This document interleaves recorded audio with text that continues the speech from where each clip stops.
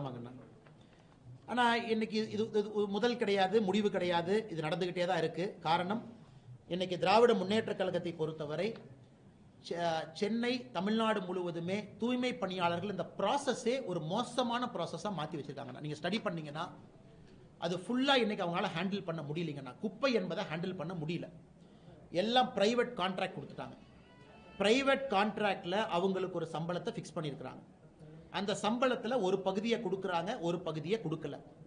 தேர்தல் வாக்குறுதியில் பெர்மனன்ட் பண்ணுறோன்னு சொல்லிட்டாங்க. எந்த நகராட்சி, கார்பரேஷன், பேரூராட்சி யாருகிட்டையும் நிதி கிடையாது, பணம் கிடையாது. இன்னைக்கு நீங்கள் நாளை காலையில் தூய்மை பணியாளரை பெர்மனன்ட் பண்ணீங்கன்னா சம்பளம் கொடுப்பதற்கு அரசு கிட்ட பணம் இல்லை. ஆனால் தேர்தல் வாக்குறுதி பண்ணிட்டாங்க. இந்த மெஸ்ஸை திராவிட முன்னேற்ற கழகம் தான் உருவாக்கினாங்க. அவங்க தான் உருவாக்கி இருக்கிறாங்க. இன்னைக்கு உதாரணத்துக்கு திருப்பூர் இந்த பக்கம் பார்த்தீங்கன்னா, நம்ம இந்த பகுதியில் போராட்டம் நடந்து கொண்டிருக்கிறார்கள். பல்லடத்துக்குள்ள இடுவாய் பகுதியில்.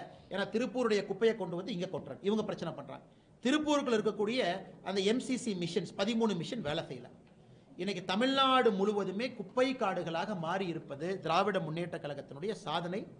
குறிப்பாக தூய்மை நகரத்தில் ஒரு நகரும் இந்தியாவில் கடைசி இடத்துக்கு போட்டி போட்டு கொண்டிருக்கின்றோம். சென்னை ஆரம்பித்து, மதுரை ஆரம்பித்து, திருச்சி ஆரம்பித்து. ஏன்னா இந்த ப்ராசஸே தவறு. அதனால் அடுத்து வரக்கூடிய ஆட்சி இதை எல்லாம் சரி பண்ணி முதல்ல இருந்த சிஸ்டத்தை திரும்ப கொண்டு வந்து கான்ட்ராக்டர்ஸ் எல்லாத்தையும் திரும்ப வெளியே போக வச்சு மறுபடியும் முதல்ல இருந்து ஆரம்பிச்சா மட்டும்தான் அதுக்கு சொல்யூஷனை தவறுங்கன்னா அதுக்கு சொல்யூஷன் கிடையாது. இது என்ன பண்றாங்க? போராடினா கைது, மண்டபத்தில் வச்சுக்கிறாங்க, நைட்டு 10 மணிக்கு ரிலீஸ் பண்றாங்க. காலையில் போய் கான்ட்ராக்டர் நெகோசியேஷன். அடுத்து நான் போய் நாங்கள் தூய்மை பணியாளர் காலை உணவு கொடுப்போம். உடனே இவர் வர்றாரு, நம்ம சேகர் பாபு அமைச்சர். அவங்களுடைய இதை கோவத்தை குறைக்கிறதுக்கு காலை உணவு கொடுப்போம், இட்லி கொடுப்போம் சொல்லி அப்புறம் ஒரு 10 வாரம் சமாதானப்படுத்துவாங்க. மறுபடியும் போராட்டம். இதுக்கு முடிவே கிடையாது. நாங்கள் தூய்மை பணியாளர்களோடு இருக்கின்றோம். தூய்மை பணியாளர்களுக்கு நேர்மையான ஒரு முடிவு கொடுக்க வேண்டும் என்றால் இன்னைக்கு திராவிட முன்னேற்ற கழகம் உருவாக்கி இருக்கக்கூடிய இந்த மெஸ்ஸை அதை ஃபுல்லாக கிளியர் பண்ணிட்டு ஆரம்பத்திலிருந்து ஆரம்பித்து தான் அதை சால்வ் பண்ணுங்கண்ணா.